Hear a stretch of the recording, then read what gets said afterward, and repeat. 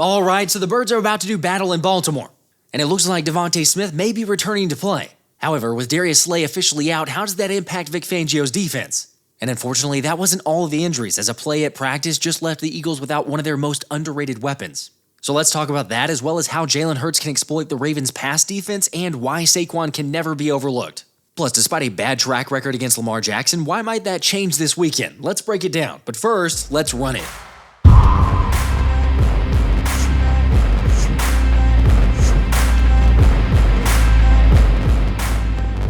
What's up, guys? All right, this next matchup feels like a playoff game because you can feel the hype building around this one in Baltimore. Heck, it's what has multiple analysts calling it the potential game of the year, with the Eagles and Ravens featuring a strength-on-strength of two of the premier rushing offenses in the league. Seriously, Philly and Baltimore are 300 yards better than the Detroit Lions, who are third in rushing, yet that's also with having an extra game under their belt. However, while they're both at the very top when it comes to running it and close to the very top when it comes to stopping the run, John Harbaugh's squad does have a major weakness, and that's limiting the passing game. For real, they are dead last in the NFL in terms of passing yards allowed, which FYI is nearly 300 yards more than Jacksonville, who's second to last. And that is why I'm rolling with Jalen Hurts to have a big game against Baltimore. Of course, you can too, since right now new customers with Underdog can get up to $1,000 in bonus cash when you scan the QR code and use my code PHILLYSPECIAL. Now, I hear you, there's some people out there who'd argue the Ravens in Baltimore is just too much to get a dub. It's Baltimore, gentlemen.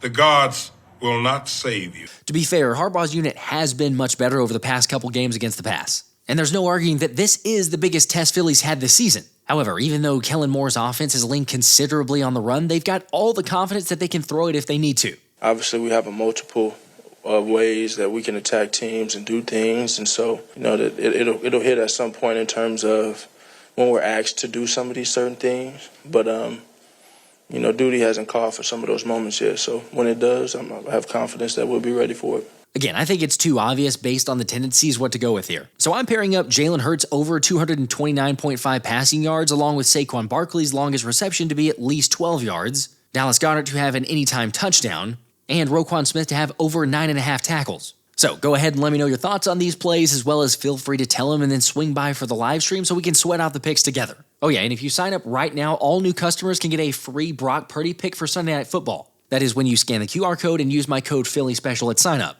So seriously, if you want to join the best option in fantasy sports, then again, scan the QR code, use my code PHILLYSPECIAL, or just click the link in the description and you can get up to $1,000 bonus cash on your first time deposit.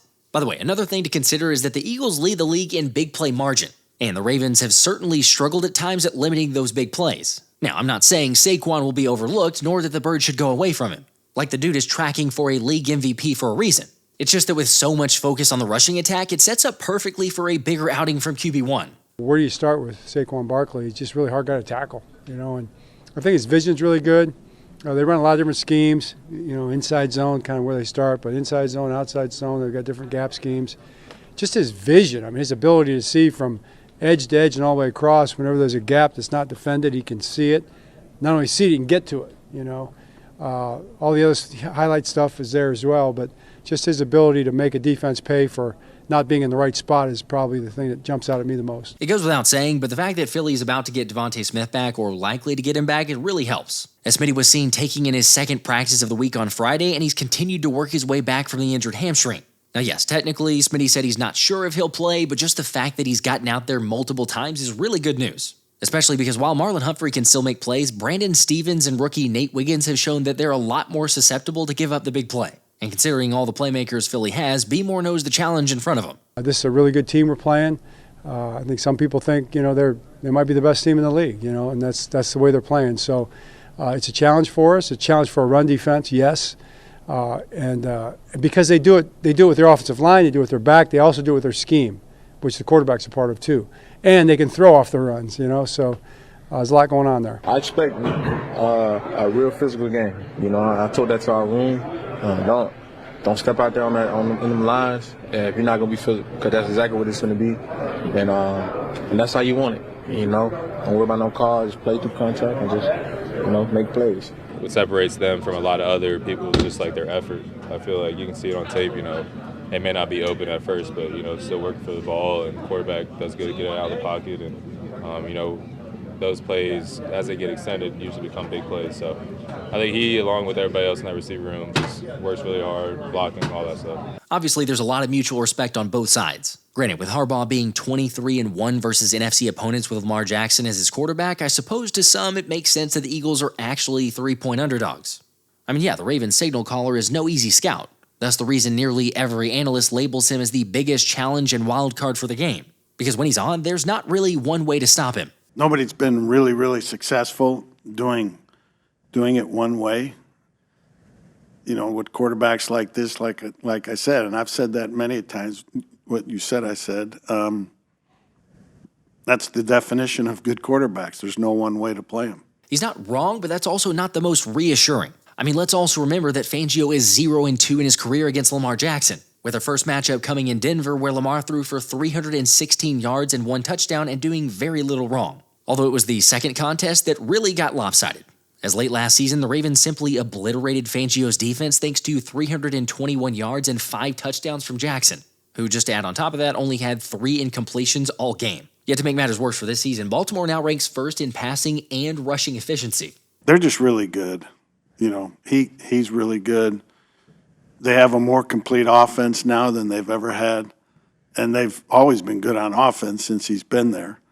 They're really good. They're really versatile. They're multiple. Their run game is multiple. The play-action game off of the run game is really good. They're good. They are. They're good. And I've also gotten this question a lot about, Fangio, his track record against Lamar and all that, but I'm not necessarily that concerned. Because for one, in Miami, that was late in the season. Remember, players were already hating Fangio's guts, so it's a fair question to ask that they were not motivated to play for the DC. And then also for the Denver game, Lamar did rack up a lot of yards, but technically he only completed 59% of his passes. At the same time, this defensive unit in Philly is definitely the best group that Fangio's had in all of his meetings with Lamar. And if we're talking about limiting the scrambling opportunities for Jackson, the Eagles do only allow the 5th fewest rushing yards to opposing quarterbacks this season. Granted, number 8 leads the league in passing yards, touchdown passes, yards per attempt, and QB rating, just adding to even more of the challenge. Look, it's no fluke that Lamar is 23-1 in his career against the NFC, because he's crazy good, especially in the regular season. Yet if there's one area to potentially take advantage of, or at least slow him down, it's by running cover 1, aka close the middle of the field off and dare guys to beat you one-on-one outside the numbers. By the way, the reason that I bring that up is that Jackson is actually below average whenever he faces cover 1. For example, he has an 82.3 passer rating whenever facing cover 1, and then also a 58.3 completion percentage. And seeing as though this is the best secondary the Ravens have played and probably will play all season, there's no reason to think Fangio and Christian Parker can't scheme up something to at least throw off Jackson a bit. Of course, the other area of focus is obviously Derrick Henry. Since think about this, Henry has more 20-yard runs this season than Saquon. Yeah, I know, pretty wild considering how many times it feels like Saquon just takes off and goes. However, the optimism here comes from the fact that the Eagles have been able to limit ball carriers this season, even if they've had some slower starts. But yes, I've heard all the comments about Baltimore has a dominant offensive line, and they've allowed the 3rd fewest sacks, yet the one area to keep an eye on Sunday is penalties, because the Ravens unit leads the league with 26 holding penalties. And, for those that actually care about which referee crews are officiating the game, well, Craig Rolstad's crew actually calls holding penalties at one of the highest clips, which is extremely bad news for Baltimore left guard Patrick McCarry, since he leads the NFL in holding calls and will no doubt be lined up with Jalen Carter. And then the other guard, Daniel Falele, could also have issues with the bread man, since he's 6'8", 380, something Lamar Jackson at least has in the back of his mind. Jalen Carter is amazing. Those guys up front is doing an amazing job. Getting after the quarterback, causing disruption in the backfield, explosive defense. That's what I'm saying. Great corners, all around defense, safeties, pretty smooth.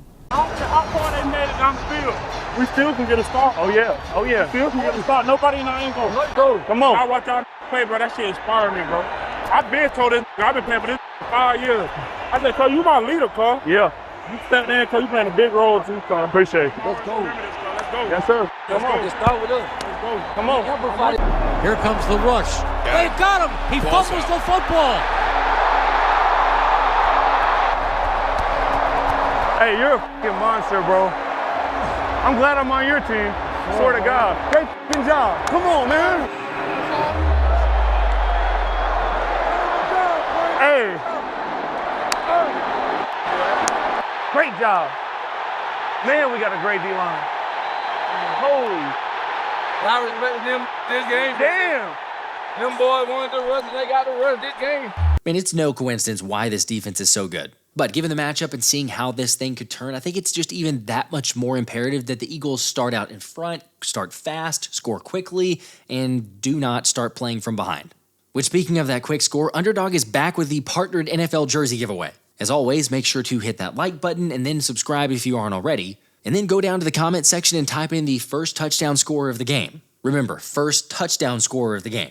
Anyway, if you get it right and the Eagles win, then I'll spin for one person to win any NFL jersey of your choice at the end of our live stream during the Eagles game. Once again, I will say thank you to Underdog for the sponsorships and all the help with the giveaways. And thanks to NFL analyst Anthony DiBona for hopping on to share the latest around Philly and Baltimore's injuries as well as everything else around the Birds. Do you expect Smitty, based on what he said there and based on the injury report, you thinking he's going to play against Baltimore?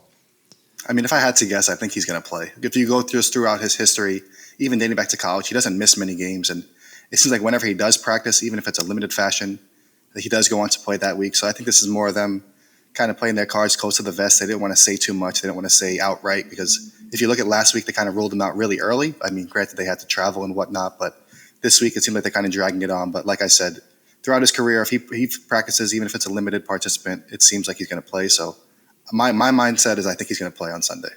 Okay. All right. Well, we would we need that. We're hoping for it, especially look at, Baltimore and if there's a weakness, it's certainly on the pass defense for their side, as they're the worst or one of the worst, depending on which metrics you look at and the numbers there. Smitty is a huge difference maker. Now, we saw that Jalen was good enough with, in the Rams game, able to make things work with A.J. Brown. The other receivers, the offense certainly running through that direction. But when we talk about Baltimore, you're going to need all hands on deck. And it's both sides of the ball, or at least as much as you possibly can. Now, the other one that at least, should mention too, not as much of a surprise because of Slay with a concussion injury, but officially out, which means Isaiah Rodgers will most likely get the start and an opportunity there to make some big plays. Did make one with a forced fumble last game against LA, the Sunday Night Football game. Expectations there with Slay being out. Thoughts on Isaiah Rodgers getting the start that side? I mean, one thing I've always talked about, and I mentioned it recently in a tweet, that Darius Slay, people want to talk about what he does off the field. I know we've kind of bashed him in that regard as well. But as far as his play on the field this season, he's been really good. I know Quinyon Mitchell and Cooper DeJean get all the attention, but he's been really, really solid on his side of the field as well. But at the same time, he's been in and out of the lineup, dealing with different injuries. And now he has the concussion. But Isaiah Rodgers has stepped up whenever he's been called upon. He had that deflection earlier that Chauncey Gardner-Johnson picked off earlier in the season. Then he comes in off the bench against the Rams and plays well, forces the fumble. So, I mean, he gave up that touchdown, but that was just in that area where he was, what he was forced to guard against. It was kind of a no man's land. So I can't really put that against him too much. So overall, I think he had a solid game. And I feel like you can feel really confident in this Eagles cornerback group as a whole.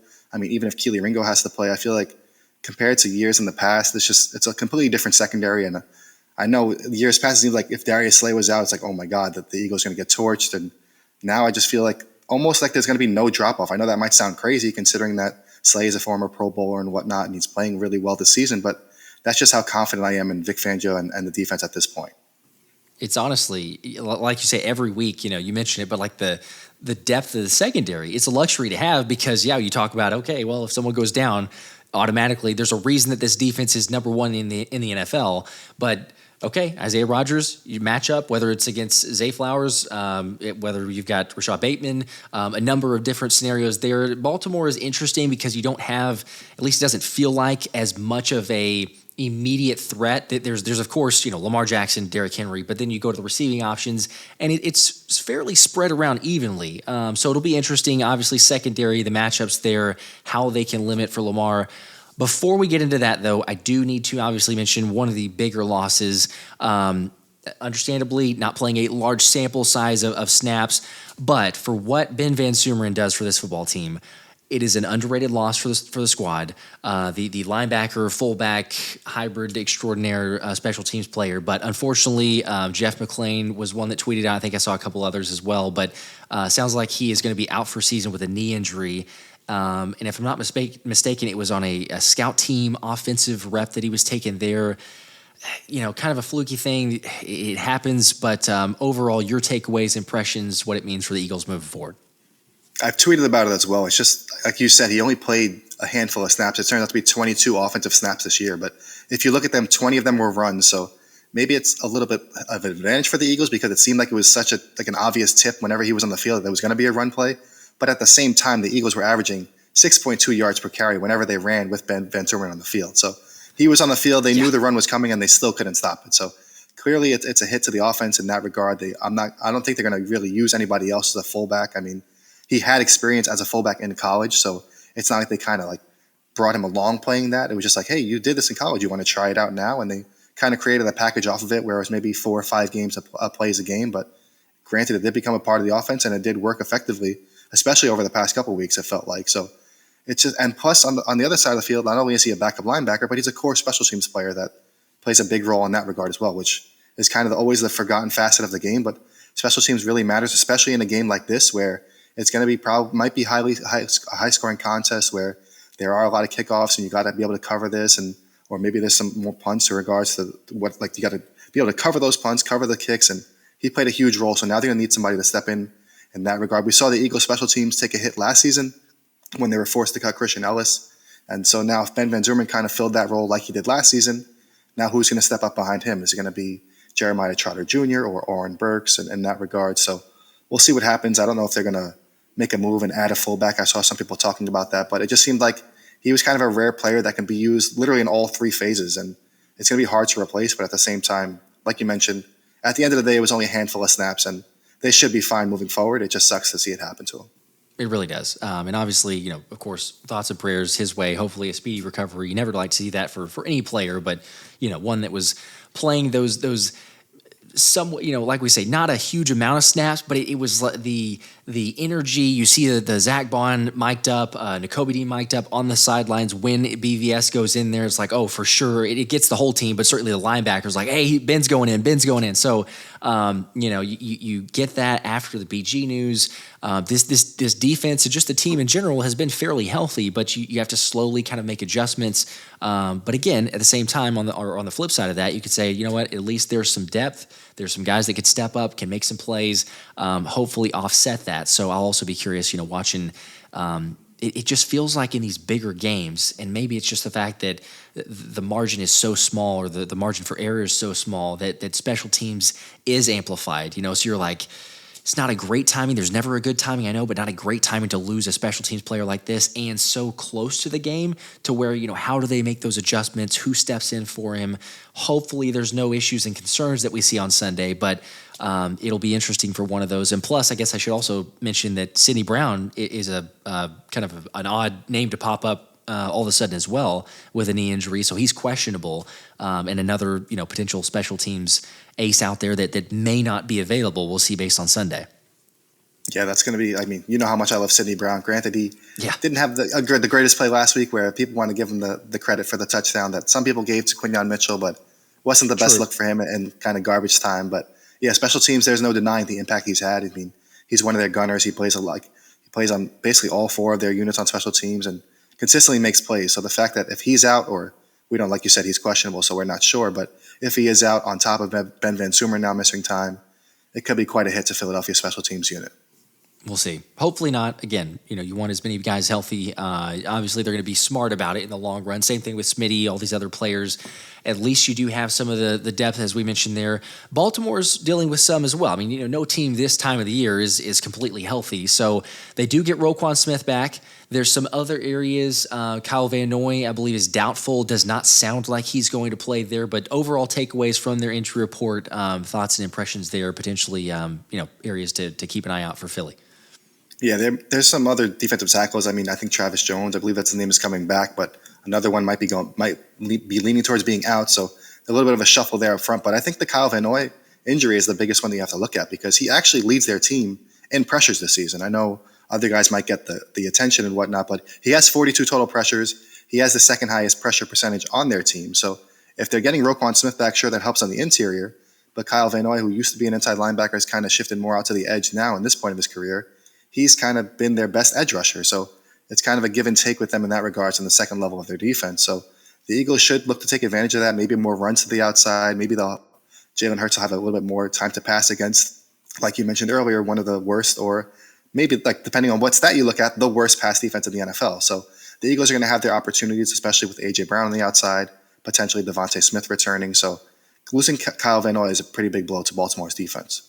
And it's also, as you're kind of mentioning with the pressure or the lack of pressure perhaps for Baltimore, like we've seen when Jalen Hurts has time to throw, when he's not pressured, he's one of the best quarterbacks in the league. But if you look at the analytics, then when he is pressured, and sure, it's difficult on everybody, but the analytics say if he's experiencing pressure, then he drops to below average based on the numbers. And so again, that's all within a vacuum. I know people are going to be like, hey, it's not all his fault. Sure, there's routes and all this other stuff. But when he is, it's a huge difference. There's some players, some quarterbacks that are a little bit closer to even in those metrics. But with Baltimore not being with one of a potential premier pass rusher there in Kyle Van Noy, then it does. It's something that worth mentioning, like you say, within the pass defense, especially if you couple that. Hopefully, Smitty's going to be good to go, as we're not really listing an official percentage on that because we don't want to jinx anything. But if he's there, then we say, all right, you know what? This could be a game that is I won't say Jalen Hurts takeover of sorts, but like the amount of runs that Philly has had or rushing attempts that Philly has had this entire season, but certainly since the bye week when they say they came out and going, you know what, we're going to be a running football team. Lane Johnson, Jordan Mailata stood up in a team meeting and said, we need to run the ball more, basically. And they've done that to an extreme rate, which has been successful. But when you look at Baltimore being the number two rush defense in the league, or somewhere at the top five, certainly, it kind of suggests, well, if they go all out to say, all right, you know what, Jalen beat us, is this a game, do you think, that we see Jalen Hurts, I'm not going to say breakout. There are some people that are, we need to see him break out. We need to see him throw the ball further down the field. He's done what he's needed to win. But is this a game that Jalen Hurts takes a little bit more of a step or maybe puts the team on his back more so than he has in these past few weeks? Well, if you look at the numbers, like you mentioned, it's just like it seems like everything should dictate the Eagles kind of leaning on the passing attack because of how great Baltimore's run defense has been.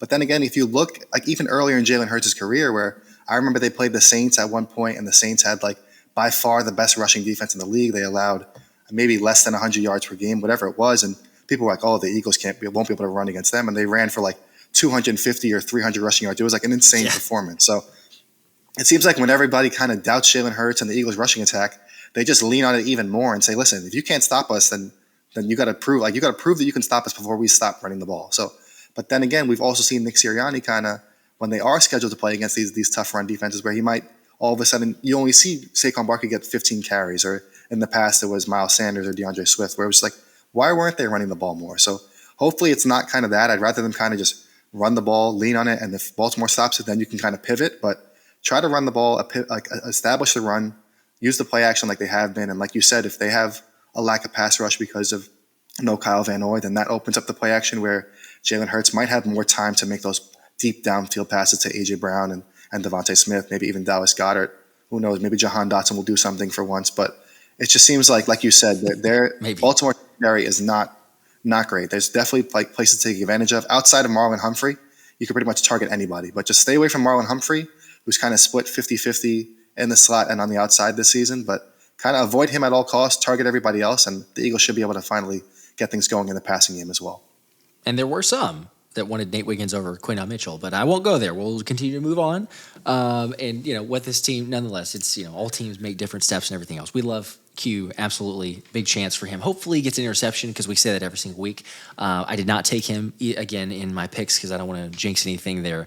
But I'm curious because this whole line has been thrown out there as this topic of potential game of the year or the biggest game for Philly this season. The team would take the mindset of saying the next game is the biggest game, which is totally understandable. You got that mindset, go 1-0 every week, all this other stuff. But holistically, when we look at this season, the playoff picture, what it means going down the road, we don't want to get ahead of ourselves, but you see the schedule and the remaining teams. Is this the game of the year for the Eagles? Not saying the playoffs, so take playoffs out. The regular season, is this the game of the year for the Eagles? Well, I'm glad you said that because I was going to say if they eventually somewhere match up with the Lions, I feel like that would be the game of the year. But yeah, I mean, this is just two teams.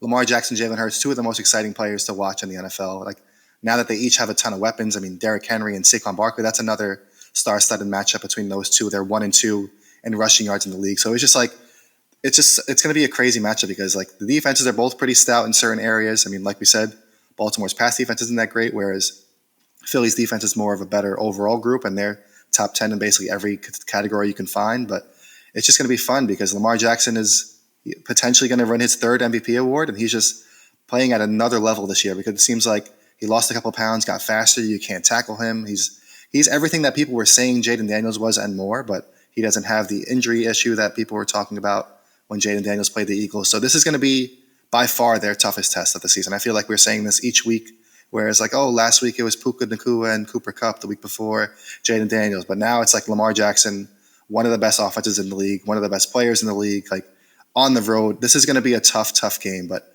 I still think even with all the injuries and everything that's going on, I mean, the Eagles have everything in place to kind of beat them, and they're built to beat them because their defense is so good, and they've been able to keep mobile quarterbacks like Jaden Daniels in check in recent weeks. But once again, Lamar Jackson's kind of a whole different beast with how he's throwing the ball as well. So he's not really turning the ball over either. But then again, Jaden Daniels wasn't turning the ball over, and then he threw an interception against the Eagles, and now he threw 2 interceptions against the Cowboys. So maybe the Eagles kind of figured them out, and they're going to be able to figure out Lamar Jackson. But it's just going to be such a fun matchup to watch on both sides of the ball. I'm really excited for this one. That's true. I'm glad that you mentioned that, though, also, because the fact about, like, you know, you play this one, play the Rams, that's the biggest game, Puka Nacua, Cooper Kupp, like, oh, wait till the secondary faces them. They're not going to be able to hold their own. They're not going to be able to shut down that offense.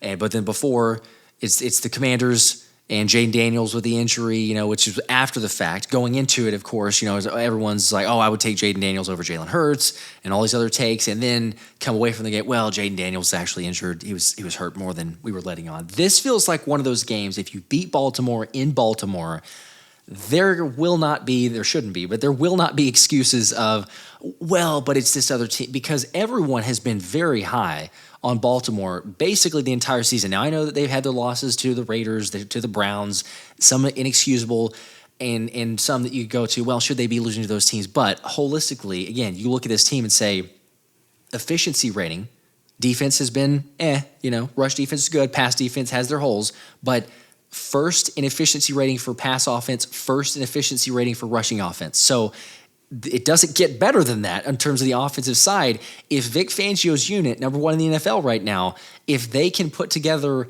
a masterpiece and shut this one down, I mean, it feels like there's nowhere that people can go anymore of disregarding, throwing out excuses, say, well, they got lucky, like all this other stuff, especially because I'm sure that you can share a little bit more on this, the Fangio record versus Lamar Jackson, and if you're buying into that sort of thing.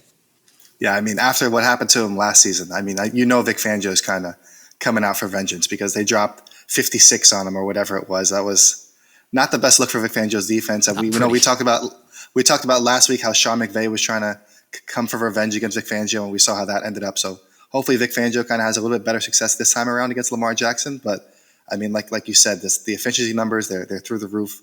This Ravens offense is no joke. And I feel like usually years past, you talked about how good their defense was, and like you kind of Lamar Jackson would make his mistakes, or maybe he wasn't the passer that he is now, and you can kind of attack them that way. But Lamar Jackson's grown into really a complete quarterback. He's not just, remember in 2018, people were trying to switch him to a wide receiver or a running back, but those days are well in the past, and it's clear that he's a legitimate quarterback, probably playing like the best quarterback in the league right now, maybe between him and Josh Allen. So if, like you said, if the Eagles can pass this test, I don't know what other questions there's going to be. Maybe when they play what they won't hold up against the Lions, because looking forward towards the rest of the regular season, there's not a better or a tougher challenge than the Ravens. So it's not like they can look forward and say, oh, what, the next time you play the Commanders, it's going to be tough. Like, no, this is the test, like the biggest test that they'll face in the regular season. So if they can beat the Ravens, I feel like this kind of cements themselves as legitimate Super Bowl contenders.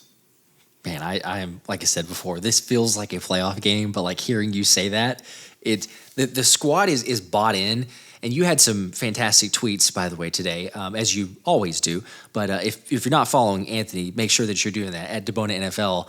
But to show the mic'd up clips, breaking down the different instances of Jalen Carter, Zack Baun, the leadership, the morale, the cohesiveness, the communication between the defense, and we've seen it on both sides of the ball, but certainly within that mic'd up clip from the Rams game. But it's like this could be that extra part of the season where they look back on, if you have a moment where it's like, hey, we showed up, we played a road game, a difficult place to play, an insane offense based on all the metrics, based on the players that you have, and we're able to go in there and have a really good performance, I think that would really be telling, obviously, if they can keep that up. So I'm hoping for it. I know that you're hoping for it. A lot of people are certainly hoping for it watching this back. I've mentioned a few of advantages or areas to potentially go after, but I'm curious to get your take. Are there a couple areas, most importantly, you think that Philly can take advantage of or capitalize going up against this Baltimore team? Specific interest there. So I've got two on each side of the ball that I'm going to run through real quick. So I already mentioned to avoid Marlon Humphrey. So the Ravens defense has 7 interceptions this season. Marlon Humphrey has 5 of them. So pretty much just don't throw at him if you want to be able to move the ball. But then you look on the other side, Brandon Stevens, one of their outside cornerbacks, has allowed the second most passing yards in the league this year. So if there's somebody to attack, he seems like the guy. He's allowed 649 yards this year. The only player that's allowed more is Alontae Taylor of the Saints. And he kind of plays nickel. He's all over the place. So Brandon Stevens, if you can kind of get A.J. Brown matched up on him, we talked about last week how getting A.J. Brown matched up on the Rams' smaller cornerbacks, he could take advantage. Stevens is a little bit bigger, but he's just been getting cooked all season long. So if the Eagles can kind of take advantage of that matchup, that's one to look out for. And then Roquan Smith, I know it might sound crazy to list him as a target, but he's a damn good player, an all-pro linebacker. But in coverage, he's still pretty shaky. He's allowed an 80% plus completion percentage and over 400 yards in coverage despite missing a game. So if there's somebody that maybe Dallas Goedert gets going, or if they want to use Johnny Wilson or get a matchup against the linebacker, that could be something to look out for. So those are two guys on defense that I would target. And then flipping over to the offensive side of the ball, I know you've talked about it on your stream, and the Baltimore's offensive line is pretty stout. They don't really have any weaknesses, but if you did have to pick one, the rookie right tackle Roger Rosengarten has allowed 3 sacks. I know it's not a ton. He's only allowed 22 pressures or something like that. So he's still pretty good, but as far as the weakest link on the offensive line, he's probably who you would target. And then Justice Hill, their backup running back, who they usually lean on in like third down, passing downs, that he's allowed 2 sacks in pass protection. So you might see Vic Fangio, once he sees him in the backfield in those obvious passing situations, maybe that's when he'll send Nakobe Dean or Zack Baun on a blitz. Maybe Cooper DeJean, you'll see him blitzing again for the first time since when he first became a starter, and kind of take advantage of Justice Hill's issues in pass protection. So those are 2 guys I would look at on offense as well. Okay, I like it. There's some areas of emphasis, and also I mentioned this on my stream as well for the offensive line for Baltimore. They're the most penalized team, so hopefully we get calls there, because there could be some opportunities. Like, hey, we didn't get. I think everyone's seen it by now, but the viral clips going around of Jalen Carter being just wrestled, basically all the hand around the neck or arm around the neck of. Like, all right, I guess that's acceptable for a blocking style, but maybe we get some more of those calls and then back them behind the chains a little bit more. That's at least the hope anyway. So after last week's game, I think they need to work on Jalen Carter's flopping game. He's got to throw his arms up in the air a little bit and kind of draw those holding plays like Chris Jones and all those other elite guys do, because if you just keep your arms down, they're never going to call it. I mean, I know that it seems blatant and obvious to us, but they're never going to call it for some reason unless a guy really sells it. So he might have to unfortunately work on his flopping game a little bit. That's honestly true. They've got Joel Embiid in Philadelphia already, so he can kind of teach him how to flop. Careful with that. You're not wrong, but that's sorry. Probably going to get some comments here.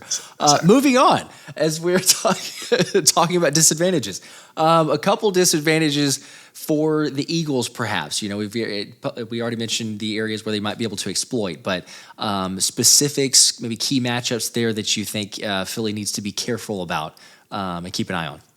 I mean, like I said, Marlon Humphrey, just don't throw at him. And it's just, I mean, you got to be concerned about Baltimore's run defense because it is so good this season. So, I mean, if the Eagles really do struggle to get the running game going, that's when you're going to see them kind of just be forced. Maybe they're going to be forced into like 3rd and long. We've seen them kind of be able to take advantage of the sticks and stay ahead of the sticks and put themselves in favorable positions because of the running game. But if the running game struggles and they can't really get into those 3rd and 5 or less situations where they can kind of then do the tush push on 4th down, then that's where they can kind of struggle and maybe not be able to keep up with Baltimore if their offense starts firing. So, I mean, like you said, also, the thing that kind of makes them great is on offense, they don't really have that one guy. I mean, Zay Flowers leads them in receptions and receiving yards and touchdowns, whatever, but they have so many weapons on offense where Mark Andrews has 5 touchdowns in his last 7 games or touchdowns in 5 of his last 7 games. So he started to get going. Rashad Bateman's playing better. I mean, old Eagles friend Nelson Aguilar plays. They traded for Deontay Johnson. So they have a bunch of weapons, obviously Derrick Henry, Justice Hill out of the backfield. So they have weapons, and then you have to account for Lamar Jackson and his legs as well. I mean, I don't know if that means they're going to use Nakobe Dean or Cooper DeJean as like a spy of some sort and bring a safety down. Maybe Chauncey Gardner-Johnson plays that role, so kind of lead Reed Blankenship by himself to kind of play in the middle of the field. Maybe that's how they'll go with it. But there's different ways to attack it. The Eagles have the personnel to kind of throw them different looks. So it's going to be interesting to see how they kind of attack this Baltimore offense that gave Vic Fangio so many issues last season.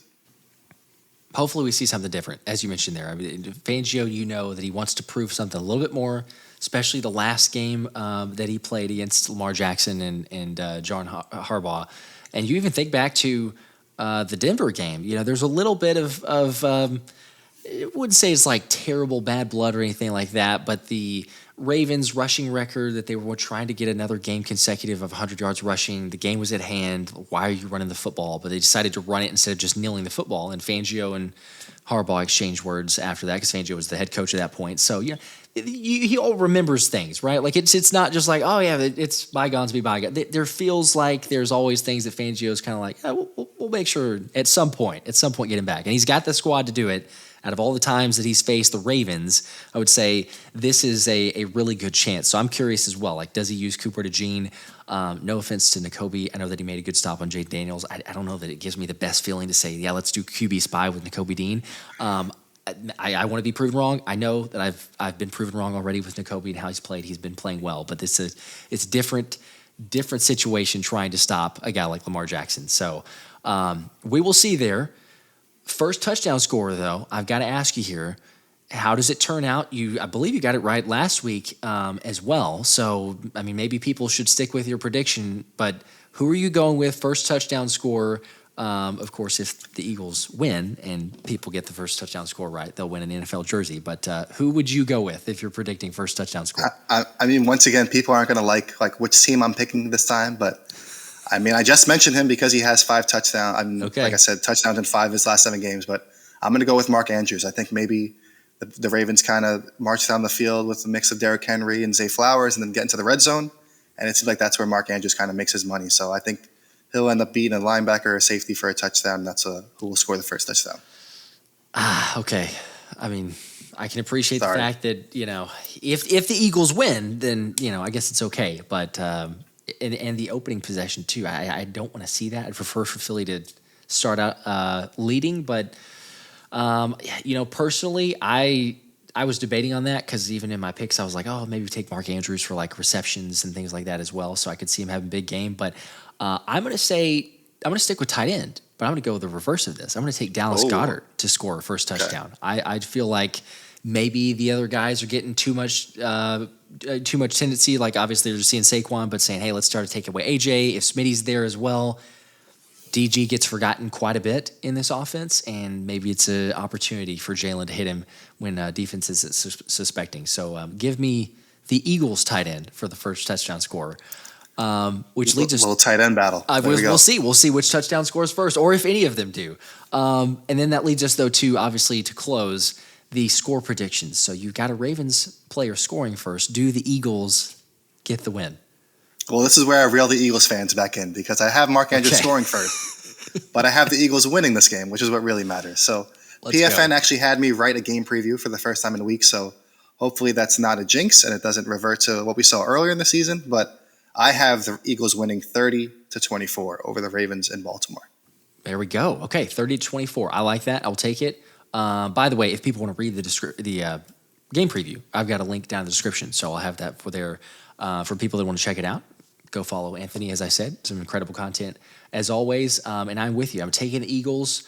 Probably not a surprise, but I'm going to take the Eagles to win a little bit. I went back and forth. I think it's going to be about a 3 or 4 point game personally, but I was like, I don't know if I want to pick it's a lower scoring game or if this is like one of those shootouts that's like, 37-34, something crazy. I know the Buffalo game was wild, and you look at past AFC opponents. Sometimes they can get into that because you're not as familiar with teams that way. I'm going lower. I'm for some reason I'm thinking maybe both teams are stubborn. Running games aren't working great for either one, but they're going to keep running the football. It shortens the game. So I'm going to say Eagles 24-20. That's what we're going with officially. So okay, I like it. Okay. I appreciate it. Obviously, those of you watching, let us know your predictions as well. Appreciate you guys. But until next time, we will see you. Go Birds.